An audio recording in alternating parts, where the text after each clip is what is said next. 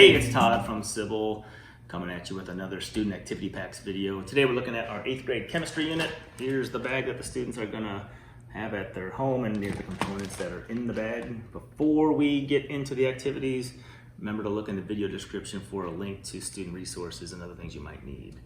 This activity, or the two activities we're gonna look at today, involve chemical and physical changes, observing that, and then looking at how temperature can have an impact on reaction rate. For the first activity, chemical change, students are going to have to take the steel wool and tear it up into 8 equal parts.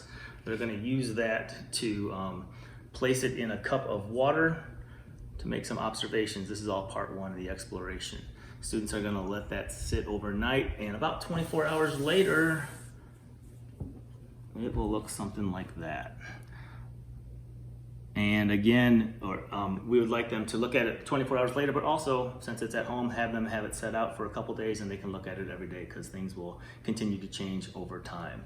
That's the exploration phase, when students start to make observations about what they notice. The second part is when they're going to look at steel wool in different liquids. We suggest some vegetable oil, vinegar, some type of clear soda, 7-Up or Sprite. Same procedure, put it into things, let it sit overnight, watch it for several days and make observations.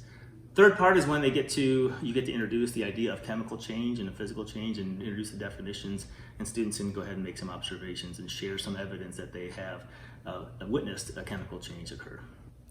For the next activity, called reaction rates, we're going to look at how temperature has an impact on a chemical reaction. The first part, exploration, students are going to explore the chemical reaction. In this case, the chemical reaction is going to be an Alka-Seltzer tablet that's dropped into a cup of water. Students are going to need to have their own timer or some type of stopwatch. All they need to do is start it once they put the tablet in the water, and then they're going to stop it once the tablet has dissolved.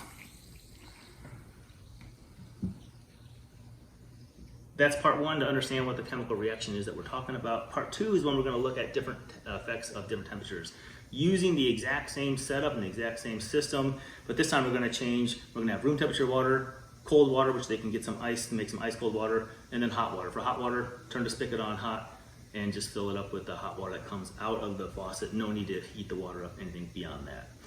They're going to take the results of that, make a simple bar graph comparing the temperatures of the water to the time it took, and then we're going to conclude the investigation with some challenges of different recipes of water and try to predict how much time the chemical reaction would take to occur.